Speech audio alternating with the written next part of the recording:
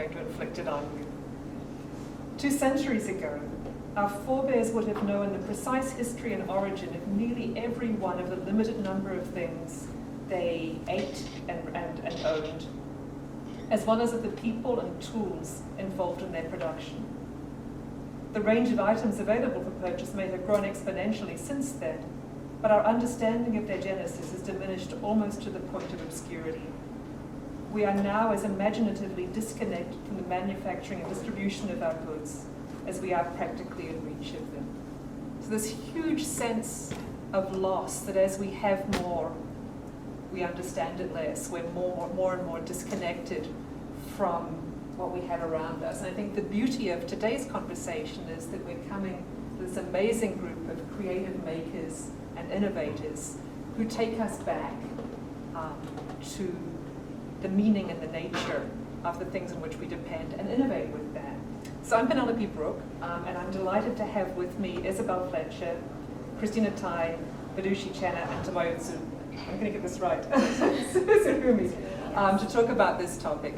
A tiny bit of housekeeping. We will make sure we have plenty of time in the conversation for questions, but we'd like you to hold them until the end to give our colleagues time to speak. Also, because we are recording this and it's live, if you could put your phones on silent, that would be a big help. Some of my colleagues have brought with them some of their work, but there'll also, of course, be the chance, since we are in the studio, to go downstairs afterwards and see more of their work on the tables as well. I think that was all of the housekeeping, wasn't it, Kat? Big thank also to Kat, who is the creative genius as well as the administrative force behind this series, and today is personing the camera, so thanks for that, Kat. So we thought we'd just begin by giving you a chance to meet each of our makers and hear a little bit about her work. You'll see behind me on the nice reflecting screen just a sequence of images which give you a little bit of a sense of what their work looks like and how it is, and of course there is the chance to come down later and actually get more of a haptic sense of it, which I think is really fitting to the topic at hand. So Isabel, why don't we begin with you? So thank you. So I'm Isabel Fletcher, for those of you who don't know me already. I'm a textile artist. I'm currently doing my MA, obviously at the RCA, but specialising in mixed media.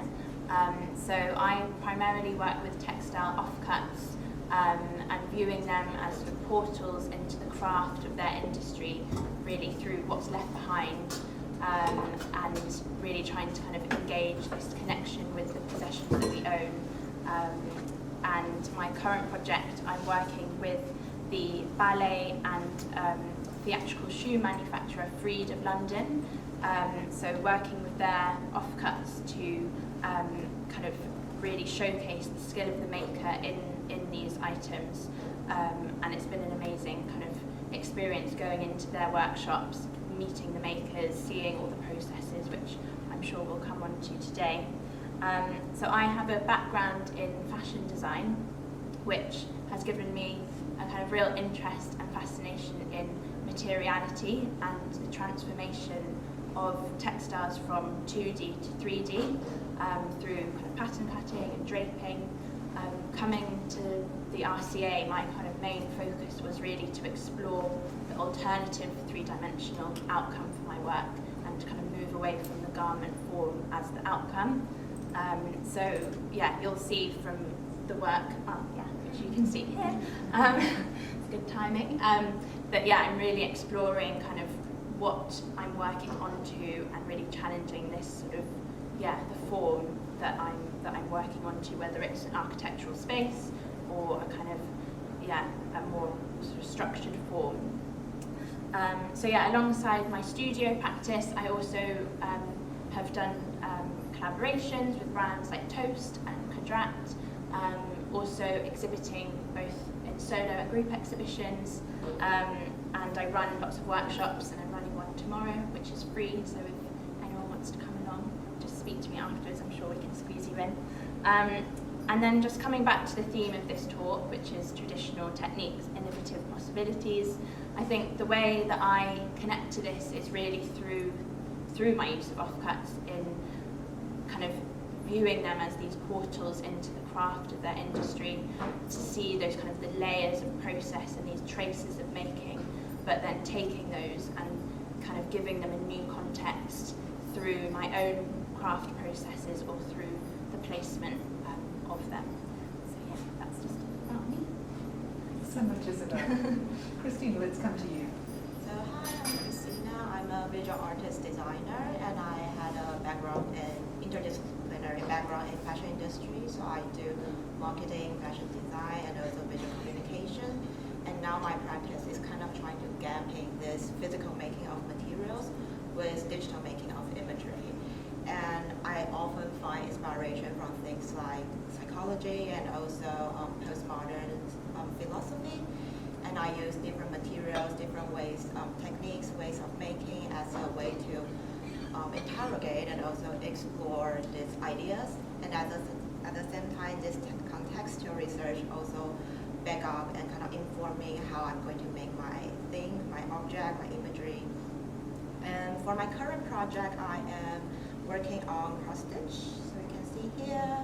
And then I always choose technique that I think speaks to my ideas, and I was really inspired by visual perception of how we kind of misbelieve of the visually perceived reality as truth, but actually a lot of that is generated by our own past experience, by social, political, and cultural influences, and how I see this tension between this order of seeing as a way to fortify the normal functioning of our modern society, but at the same time it restricts us. It kind of shows us how vulnerable our belief in this rationality and order is. So I particularly choose cross-stitch because in the front I was trying to make something really freely flowing, but actually at the back I always remember this rule of cross-stitch. You have to always go vertically on the back for every stitch. And I think using this technique really informed what I was trying to tell, and I kind of work from physical material also to digital prints, digital material like here, and trying to explore how this order and disorder and also this tension between disappearing, forming, and presence and absence. And I think for how I relate to this whole topic of traditional technique and innovative possibility is how I see a lot of historical context under each traditional technique, and how that really gives so much information and so much depth into my project. And also when I was working with these techniques, actually it's kind of like a meditation. You become really focused and really into this process of doing every stitch, which is kind of related to my project. And along the way, actually, it gives me new inspiration, it gives me new ideas to do something and push something further. So I think about innovative possibility is not just about trying to revolutionize this technique, but also how this technique can become a source for me to kind of drive my practice further and kind of make something new and something interesting along the way. Thanks so much, Christina. Vidushu. Hello, I'm Vidushu. I'm a textile-based practitioner from India. I did my undergrad in design education, which was in the specialism of textile and apparel, but the approach was really problem solving. How do we cater to other audience than the artist or artistic approach, which I'm experiencing this in RCA. And I have worked with the grassroots artisans back in India, and I realized how the concept of revival, respect, and identity is really important to them, and how it's being portrayed in terms of other global sectors, or living just the craft practices, but in general in Indian consciousness. I have worked with both luxury and well as not-for-profit organizations back in India who are working with handloom industries. I could see the difference of how everyone is working for the environment, ethical practices.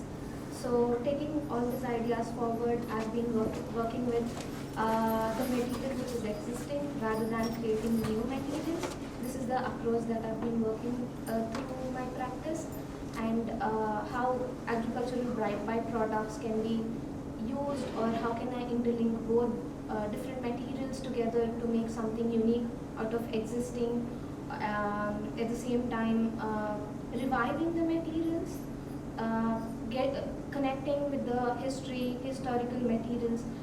In RCA, I'm working with both the two most primitive materials, that is cotton and clay. How there are so many debates on the growth of cotton in India, and how soil is one of the most important element in all our practices.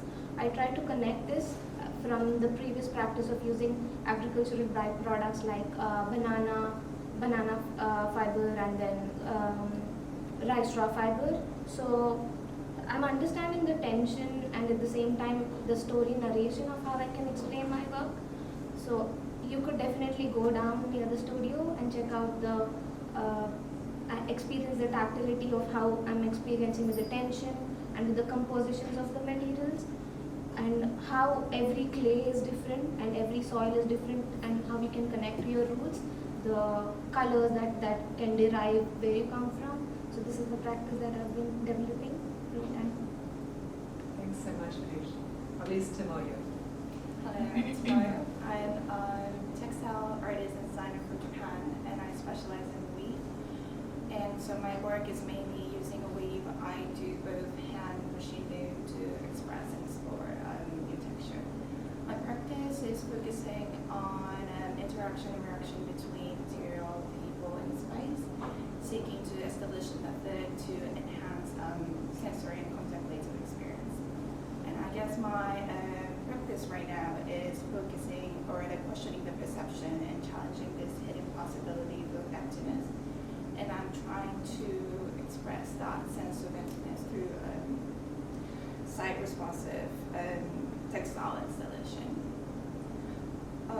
In terms of topic, I guess tradition is a part of my process. I believe I learn and train a lot of different textile techniques, especially like Japanese crafts, when I was in my bachelor, and which I believe was pretty unique experience. And as a location of our country, Japan is really unique place to study different kinds of tradition, which has distinctive and rich culture and heritage across the nation. Every region have their own identity, color, material, which is really beautiful and delicate. And I guess Japanese craft and tradition are often known for its simplicity, like minimalistic idea, or beauty of imperfection. And I see my concept is really connected to those Japanese philosophy.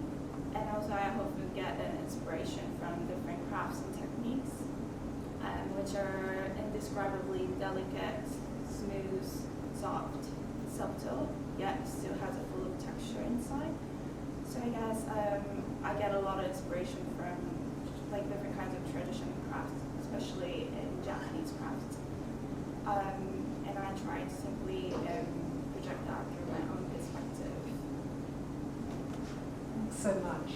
I've really sort of enjoyed both today and as we prepared for this conversation, just when each of you speaks, there's such a love and respect for ways of making and for makers. You know, for example, Isabel, sort of listening to you talking about going to food and seeing people making this, using the work that you've done with grassroots organizations, this incredible respect for all that's gone before, and yet you're all innovators. Maybe to talk a little bit about how you find that balance between sensitivity to tradition and respect for tradition and this breaking out, breaking free and innovating, sort of how you and then others take up the conversation from there.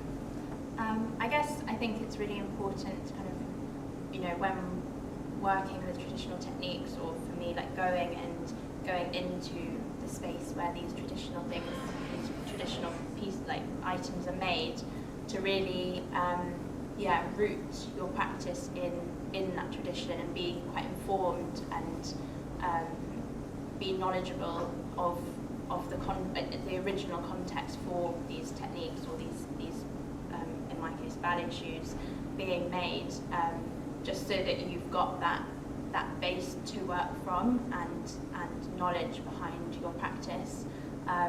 You know, it's not about just going and appropriating a technique or a craft process, but it's actually trying to enhance its quality or its kind of potential in kind of the modern world that we live in. So I think it's a balance, definitely, but it should be, like you said, handled quite kind of carefully. Yes, for what I experienced was that people are definitely open for a change, but the approach of exchanging knowledge with them, giving something in return, is really emphasizing in them learning new things, and how do we place that in the present world, and making them understand the new contemporary ways of applying that in some products, and emphasizing how every craft is different, but the interlinks can really emphasize their relation. That's what I realized through working with a lot of artisans back in India. I think for me, I definitely do a lot of research. I kind of learn why things are made that way, why certain techniques have certain rules, and then always bear in mind that we are not here to kind of overthrow or destroy what is already there, what's already being practiced, but more like adding your personality, adding what you want to say on those traditions. And I think for today, we kind of feel what we're doing is contemporary, but at the end of the day, it's always going to be history. And I think with that responsibility, it's important when we are making, and also give us this power to be authentic of what we want to tell and what we can use this tradition to reveal what is happening today and who we are. Yeah, I guess for me, rather than balancing my practice in this between the tradition and how I explore myself beyond that, I guess I'd rather go like study or learn different tradition and try to have a conversation with it. What is the context? What is the heritage behind what kind of materials?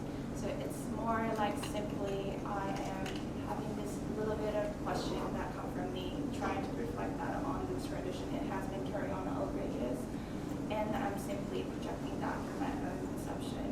And I think I try to keep the process itself is really simple, as my practice is more about creating this interaction. So if I make it really complex as myself in the process itself, it's going to be really, I feel like it's going to be really not so much approachable for audience to come up and see and sense it. So I guess for me, it's more like trying to have a conversation with every context of tradition. This thing, I sort of, Christina, listening to you, I'm also a stitcher. My mother, who is 94, is part of a stitching group in a retirement village in New Zealand. And whenever I show her my work, I'm really conscious that if she was to show it to the people in the group, they would be horrified.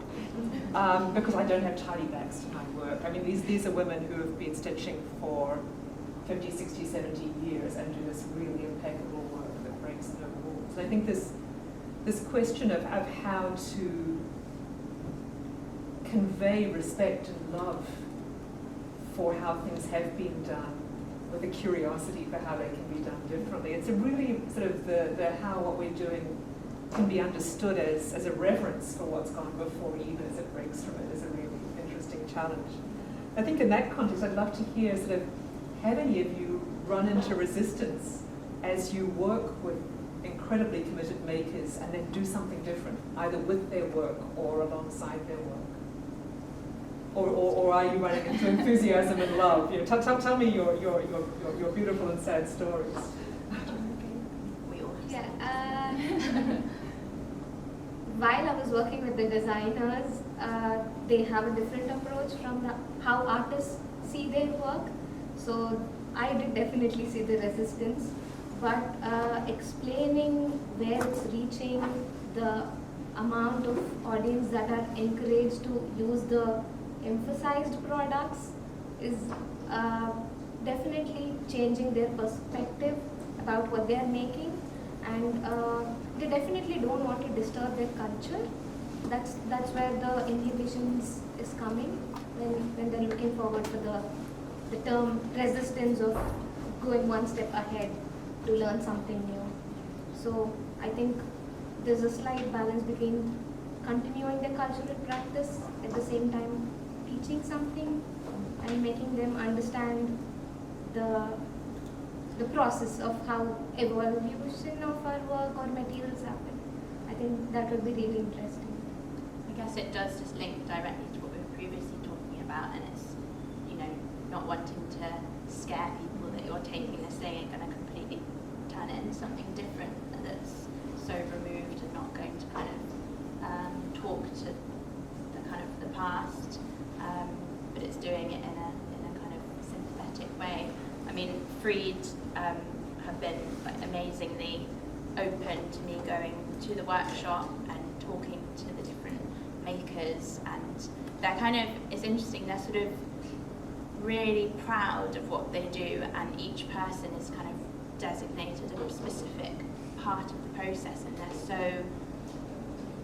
their whole bodies seem to be kind of adapted to that process that they're doing, and they're so proud of what they do, but they're also in some ways quite surprised that other people might be interested to see it. So I think that adds, you know, I hope that it should add to their pride of what they're doing, that actually this is something that people should know more about and do find really interesting. So, you know, I haven't felt any resistance. I think they're also confused about why I want the bits they're throwing away, rather than, you know, taking, or I don't know, just the ballet shoes, but that confuses them. But ultimately they're very, very happy for me to go and be in their space. I think, yeah, I definitely agree about how bring new perspective to traditional techniques. And also for me, I work with cross stitch. It's actually something quite common. A lot of people are very familiar with it, but just by twitching it a little bit, actually people started to have this curiosity and have this interest to know more about this technique and see how different possibilities are coming out from something we are so used to. And also I was trying to kind of reinterpret it into like a digital format, a digital print.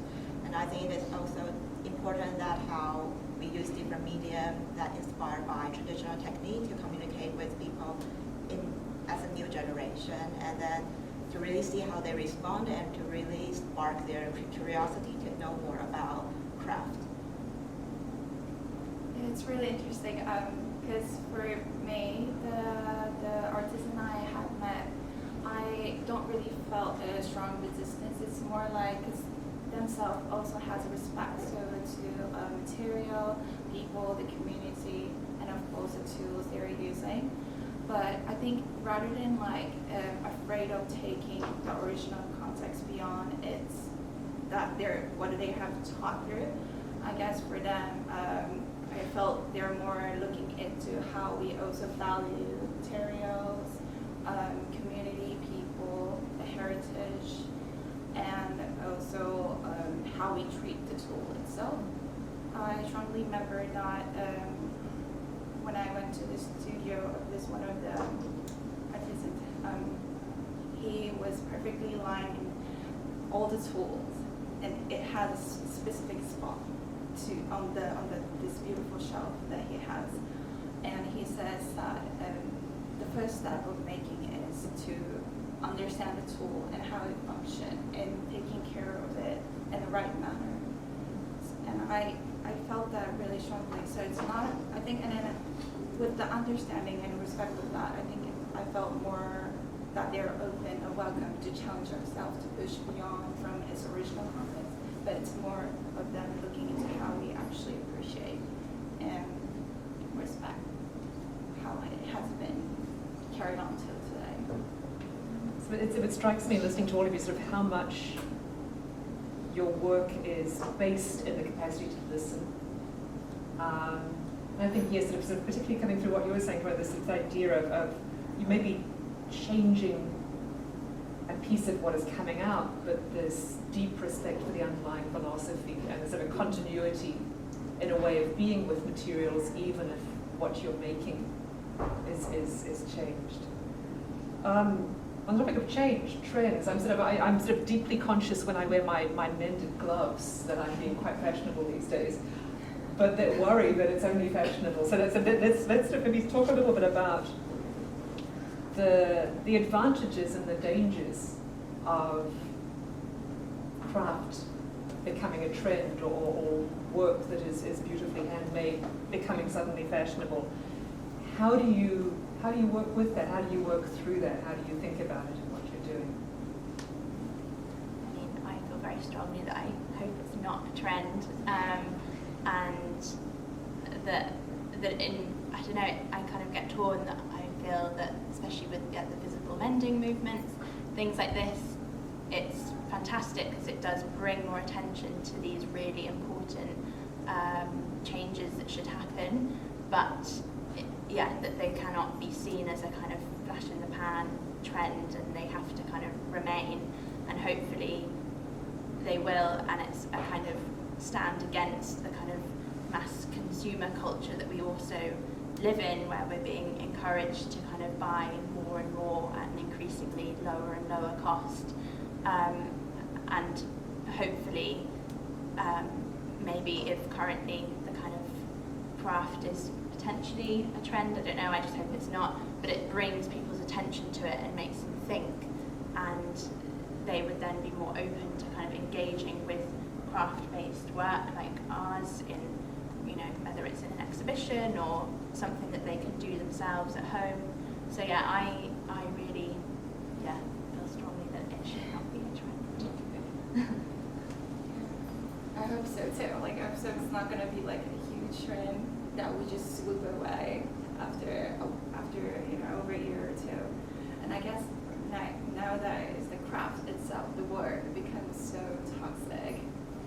It becomes certain kind of like a label that has been stamped on a certain item, certain object, and because we see the value within the object because it has a label of the craft. And I personally believe the craft will become a craft through the time and use. So it's not the objects out there has been produced to become a craft. It will eventually become a craft throughout how people treat it, interact with it, use it. So all those fragments of movements become a layer on the object it helped, and now that will become a craft. So I think we are misusing the word craft itself right now. I think we need to shift or change our perception over to this label of craft right now. I would definitely connect the trend word with where I come from. So I belong to a weaver community. Until my education in textiles, that's when I was interacting with my family that I realized we come from that community. So there is this shift from my ancestors, because I haven't seen anyone weaving or any looms in any of our family or any industry. Is this switch being trendy, that there is this consciousness in me that I want to work in textiles, or is it that the awareness has increased towards the craft and the textiles, that the trends, maybe it's indirectly linked to being aware of where you come from, what you're doing. So I could see the switch of how handloom family was moving into power loom industry and working for mills. From then on, because of the mill closures and stuff, how it switched to working in other occupations. So maybe it could be a chain of reactions of how things are affecting. So for me, trend perspective is different, because I realized where I come from and the approach I could reach and how crafts are evolving in India.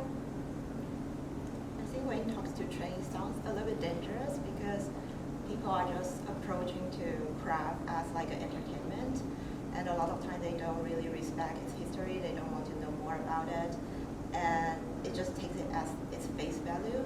But at the same time, I see a good thing from it as there are so many workshops going on. A lot of people are more like watching YouTube, learning from internet to really engage with this action. So from that, I actually see a positive value of bringing different people to practicing craft, and also especially experienced people to do craft, because they actually didn't really know how this should be, and they will bring some very new approach that they think it's appropriate to do that, and actually sometimes it creates things that we didn't expect in the past. So I think on that context, I think trend is a good thing, but also we have to be careful about it. It would be interesting to know, because obviously over the pandemic, people spent a lot more time at home.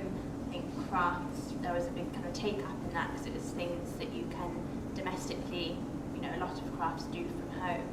But obviously now that life has kind of gone back to normal in the most part, I wonder, you know, it'd be interesting to find out the stats on whether how many of those people have kind of kept up with those crafts, or was it, yeah, just something that suited at a particular time? I don't know, but. And that half scarf is still sitting in the basket with the needles poking out. Yeah. And I think this also comes back to, I think, to something that you were sort of saying, I think is critical of craft not just being what we acquire or have that someone has made with such skill and joy and attention, but how we are with things. And I think it's been really interesting the last couple of days in these panels where we've been talking about becoming akin with nature, where we've been talking about sort of how we are with things. This continuing echo, this continuing story of a hunger to slow down and be and come back to ourselves, and in particular come back to our haptic selves, to sort of to move beyond the seductions of sight, the seductions of the tiny screen, to a sort of a slower engagement with nature and with ourselves and things. And I kind of love, you know, all of you sitting with something in your laps so people can go downstairs. Each of these makers has her work in the touch zone downstairs. So, yeah, so I think there's something to that. Yes, there's sort of this sense of how we are physically with things. And, you know, Tomoyo, sort of certainly in your work, sort of this idea of how your work transforms how people are in spaces, I think speaks to a hunger we've heard in the other conversations as well, to return to ourselves by slowing down and being with ourselves and things in nature in different ways. That's enough of me going on. I think maybe sort of a last question before we come to our companions for their questions for us. Conscious each of you is making work that's intensely personal, and it's very, very different. But also each of you, there's this sort of a strong collaborative element. And maybe just to have you talk a little bit about, again, that to and fro between this very meditative often, very personal, very quiet work, and your collaborative engagement, particularly with makers. Maybe just reflect on that a little bit for us, what that's like for you and how you go about it.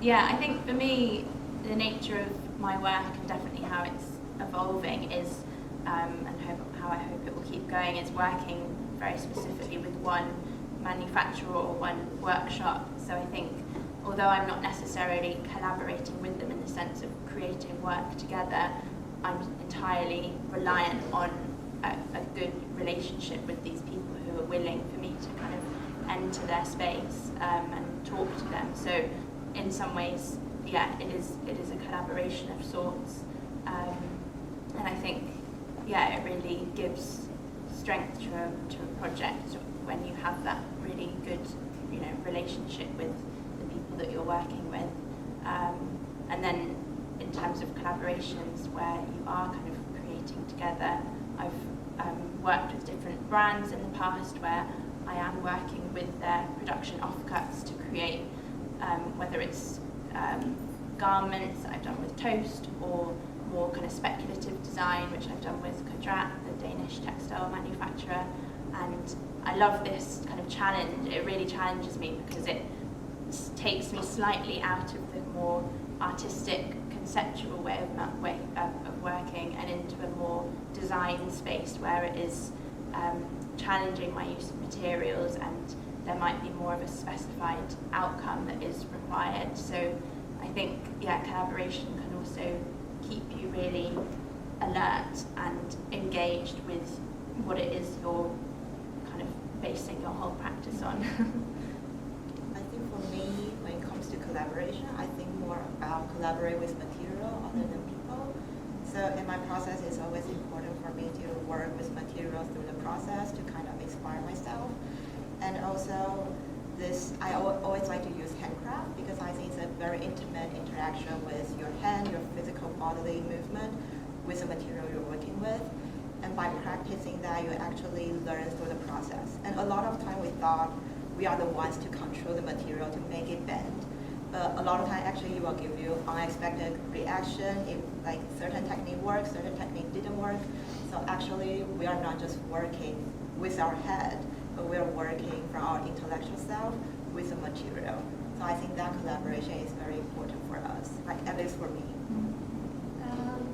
I, being a textile person, I was only seeing and perceiving things in that elements.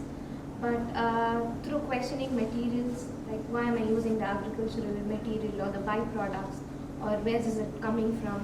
So all of these questions started me to talk to different people, like farmers, agriculture practitioners, how are they growing rice, what's the soil that grows, or the researchers. So it was really interesting of how just a person cannot achieve or understand to the depth of what they're working on. And like even while working with the artisans as well, how I used to have a perception that a printer would not be really happy or engaging with a hand embroidered person or a weaver. But it was very interesting to see how everyone is linking to each other. At the end, there's a unique piece coming from the collaboration experience, and how open they are in terms of having that experience. That was really interesting of how I could use that thought process in my work in RCA. I guess it's for me, as I kind of been explaining in the first question, I try to have a conversation with the tradition and culture, and also material, how they're using it, how they're respecting it, what kind of technique that's really amplify the beauty of the material. So it's not about really a creative process of collaboration and creating something together, but I guess in terms of me having conversation, really challenge myself, finding the roots, where my inspiration, where my concept of where I actually came from, but also at the same time trying to find the clues within them, like how I can project them through my own perspective. So in that sense, it's not really physically visible, my collaboration processes, but still it's really deeply rooted of the process of executing my concept in different method by tracing this history. Where it comes from, yes. Thanks so much. Thank you all. We'd love to have some questions from our companions in the room. Don't be shy. Please don't be shy. Anyone? Do you have questions for each other to maybe encourage people into asking you questions? I just want to also just pick up on what Christina said about collaborating with the materials. I think that's it's such a wonderful way of looking at our, as textile artists and designers. I guess I always, do view my work as, the offcuts that I work with kind of determine the outcome of my work, and I love that I'm guided by them. But viewing that as a collaboration, I think is really a really interesting way of looking at it. Yes, please. So when I think about the definition of craft, I think about a degree of rigor and a period of history, or a continuation of a practice over time, like you said. And I'm not sure how long you guys have all been practicing what you've been doing, and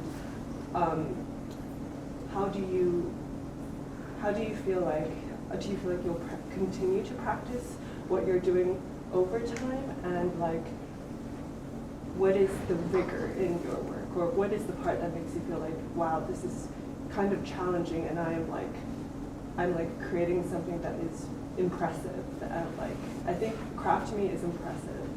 And I'm just interested in what you guys are proud of. Beautiful question. For me, I get walking into a workshop, any workshop, I just get immediately so excited because I love making and I love to see the process of making, and for me that is probably the thing that gets me so excited, most excited. And then it is also I don't know, I mean, working with the materials in a space that's maybe different. So one of the images is where I was draping the big kind of swathe of offcuts on the stairs, and like, I don't know, just that, seeing things out of context, having been to the place where they came from, is, really kind of drives me. And I hope that I will keep working in this way in terms of, obviously, your question was thinking about the future and whether you will keep practicing. I would love to keep working in this way, where I think there is quite a heritage craft angle to my work. It is going and seeing these beautifully made things and learning about the processes. So I feel excited that I do see there's a lot of potential for my kind of the way I'm working now. I think there's an interesting distinction in what you're saying, and if I'm expressing this piece, say between working in a way that demonstrates a deep respect for craft and draws attention to the craft without necessarily yourself becoming the person who is the mistress, the master of that craft. So you may not put in the 10,000 hours or whatever it is to be able to play your piece in crafting a ballet shoe, but your work is, through its respect and attention, sort of elevating it.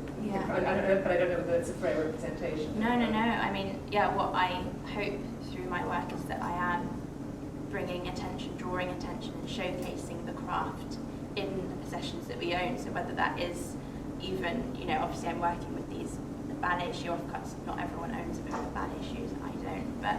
But it's the idea of thinking about, even if it's a pair of jeans that you own, like ones you're wearing, or the chair that we're sitting on, even though this is probably injection molded plastic, but it's thinking about the processes of how those things are made, the people's hands that touched these items before we owned them. And I think, you walk into a clothing shop, for example, and you see 20 of the same item, let alone however many there are in the stock room. I've worked in retail, so I've seen it. And you don't think about who has actually constructed that garment, who has sat at the sewing machine and run the fabric through. And I think if I can do anything through my work in encouraging people to have more of a emotional connection to the possessions that they own, through kind of exposing this craft in the leftover offcuts, and that's kind of, it's just planting the seed in someone's head is what I hope. Give the question to It was really interesting regarding the craft perspective. So I would just tell an experience of when I was weaving and the thought process that was going on and the story that I was thinking about. Maybe I'm hungry, I want to eat, and then I'm weaving, and then I'm thinking about something else, and then I'm weaving. So when I'm buying some pieces or any handlooms, that made me think, what was their story when they were weaving? What is that connection of why is there imperfection in the weave that they did? So this is the story that I was thinking with the craft. So like how we question everything. If you see a big tree, when did this come from? When did this evolve? Why is the color changing? So I think the entire storytelling of how time is related to how it's changing or evolving, I think that gives the emphasis or the importance to craft even today. I don't think there's an end to what we think about this. So true. I really agree what she has explained. When I made this visit to the artisan, and I did explain about how he has this materials to his own tools, there's so much story. He could explain me hours of each tool, where he get it from, how he use it, how he treat it. You have to use like this water to wash it, that to wash it. It's so much layers of dialogue within each element that he used too. And I guess the craft, we see it in the store or somewhere in the museum, already contains a lot of the time thread through that point. And I guess I wish I could be the part that really brings something, that sensation more on the visual, on the textile, and bring the opportunity out there so people can actually feel the elements that has been somehow create this piece together, and they would, I don't know, feel themselves somehow connected, and not just me finishing the piece, but also I would love to pass on to someone who loves it and will use it and continue that dialogue after me, after my creation. I think I definitely relate to Isabel's point about knowing who is the one behind certain craft, certain object or product, coming from the fashion industry background. And I think I started to practice embroidery also from learning fashion design. And it is not just about decoration, but when you look at each different embroidery, you know there's a hand behind it and doing all the stitches, all the thread, like penetrating the fabric. And there are so many different techniques, so many different materials you can use. And every time I look at them, I feel there's so much personality and so much story going on. So I think that's definitely something I'm very drawn to craft and embroidery. Another question, yes, please. I have a question for all of you. I'd like to know what school of thoughts you come from, because I am a digital illustrator and a surface print designer, and I feel like I always need to be on top of all the graphic trends. And so for you all, because you do something that is so personal and that has a different identity to it, and which is something that I, maybe in this aspect I don't see that it has like such a big commercial value, like where it can be set up in a big consumeristic world of ours. So how do you feel about creating something like that? Or like what school of thought you come from, that you don't have to be on top of the trend all the time, and you can take your own slow time and be slow and like take your own time to do it? There's a little bit of sort of the familiar sort of equity and access question here is there as well, of the privilege of taking time and being slow. I mean, yeah, I think it's, so yeah, talking, I guess as part of your question, thinking about the way that we work as artists, but then seeing how it could be taken, how would we feel if it was taken into a more commercial space, is that what you're, okay. Like the making part of it. Yeah, I think it's a difficult one because I think a lot of our work is kind of a push against this consumer mass production, but obviously we all have to live as well. So it's a really hard question, and I think all creatives like us have these debates, and I think, yeah, I guess my experience up until now has been, I've been fortunate that I have found a way of managing it, so working with a brand but making more one-off pieces, whether it's for an exhibition or for a kind of specific project. Yeah, and then I've also, yeah, so I think there are ways of doing that and managing that that's comfortable for you. And I guess for me, I will always be working with the waste, so it's quite exciting to think that what if there was, I could work with a brand who really wanted to kind of upscale all of their waste and transform that into further design. That would be really exciting. But I think the things may, you know, you are still entering this kind of uncomfortable territory.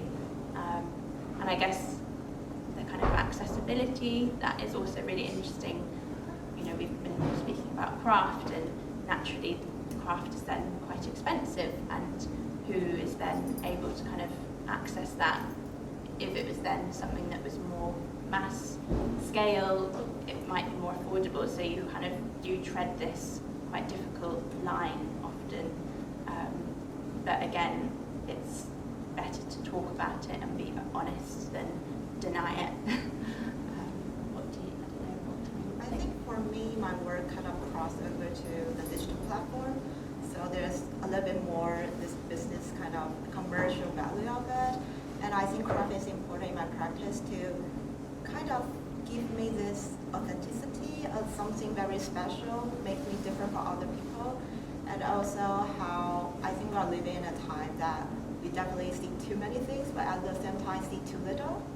And I think trying to translate craft and those values of slow and intimate making into this physicality, this materiality into digital platform is the way I kind of try to communicate with people, even it's for a commercial work, but I want people to look at my work and be curious and want to ask more how this is made, how this is started, and when they know it is started from a certain kind of craft, it actually gives them this excitement, this interest of knowing more, like knowing how craft can be made into something that is very different or have so much potential.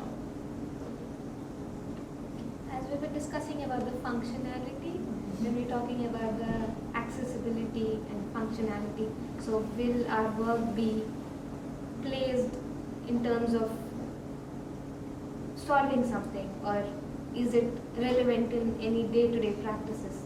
So maybe that approach is something that we can take forward, or obviously there's something going on in our mind all the time when we're doing the slow practices of how we are fighting against the fast-paced production, and how is it different?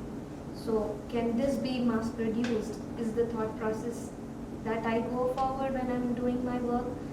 It's really a hard question because I think we're trying to find a balance of keeping our practice and appreciating the craft, but also making a living. We need money. So, but I don't know. What I foresee myself is probably because I really do my practice related to this space. I'm thinking practically maybe fabric could be a part of their living, like curtains, upholstery, bed linen, or something. So maybe I would try to apply that in different objects that people have out there. But I think at some point we have to also draw a line saying that we should not be, because if we simply mass produce it, then what is the point? What makes us unique than other fabric manufacturer out there? So I guess I'm in the point where also keeping my identity at the same time, distributing my concept to the people out there. I guess I'm really struggling in the point between right now. I don't really have a clear answer to that, but hopefully sooner I can find something. Maybe this is going off on a strange direction, but maybe one of the hopes I have of being part of a community here at the Royal College is that there are these ethical as well as very practical issues that we'll keep on facing when we leave here, and I think at least, and not being a small thing, to have a community of people with whom we can wrestle with this. And I think there's such an important element in each of your work, and I think in the work of many in this community, that we are trying to change the world. We are trying to, through the artistic side of what we're doing, shape what is admired and wanted and loved, and what is found beautiful and what is found important. And then yes, there's this practical thing, and I'm going to come to a question about this, you have to make a living as well. It's not a terrible thing to need to make a living. I am a little bit conscious of time, so I am going to maybe sort of stop questions from the group now, although of course, because we're all here, you can grab these amazing people and take them downstairs and ask them more questions then. But before we close, I just wanted to give each of you just a chance just to sort of say a little bit about your hopes for what comes next. Tomoyo, why don't we start with you on this?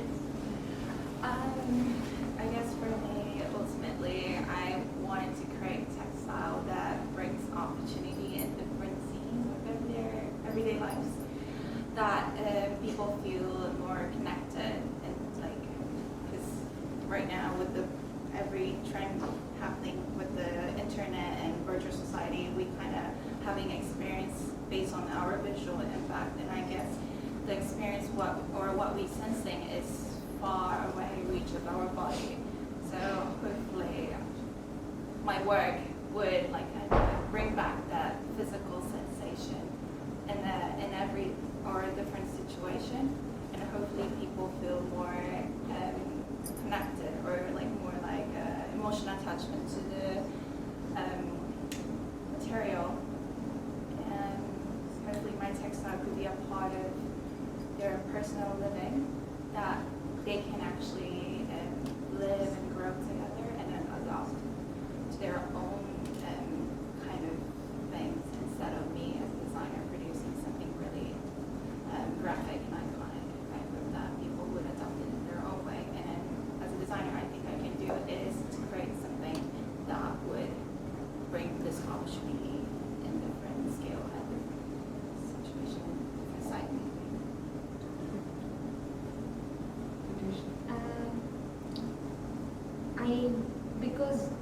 thought of how industry is working in India. There's always this question of me, how can I be the voice of them, having the accessibility in the outside world, and how do I increase the scale of how is it available to other people. That's what is the thought process I'm looking forward in the future, and simultaneously continue with the practice of what I've been engaging with different crafts. How can I play around with all of this together, either through collaborating or merging, exploring, at the same time, the idea of placing it in some use. And it's just not for the sake of conveying the story, is what I look forward to in the future. I think for me, I used to work in a way that I see physical making as physical making, like making clothes, making fabric, and then digital making, just like graphic design and making something digitally. But now I'm trying to kind of bridging these two together. I'm still like testing how I can experiment this back and forth making from digital to physical and physical to digital, and trying to see how I can translate the materiality and immateriality into each other, and then create something that makes people really interested, really curious, and really want to know more, and make them believe that there's always something new, something different, something new perspective they can add when they are seeing something. I guess for me, the short term, so within the space of the MA, it's definitely exploring this kind of the three-dimensional outcome of my work, which I mentioned earlier. And then, thinking forward, as I again mentioned when you asked your question, it's very much, I really hope to keep working in this way where I'm working directly with a particular manufacturer to kind of fully explore and become kind of expert within that field and really kind of delve deeply into it rather than on a kind of surface level, working with offcuts across the board. It's kind of, I feel my practice is becoming much stronger for just focusing on one particular manufacturer. The kind of, again, I mentioned it earlier, but my overall hope for my work is definitely about this, just planting that seed of thought in someone's mind through their kind of interaction with my work, or and hopefully kind of taking that forward into their own lives and other aspects of their life. I think definitely something I picked up on in our conversation today is this kind of questioning and maybe not taking things at face value, but having a healthy level of skepticism and just kind of questioning things, and I think that's the kind of there can be a healthy level of questioning to be had. Thank you all so much. First of all, I'd like to ask everyone to join me in thanking our amazing panelists as well as just incredible makers.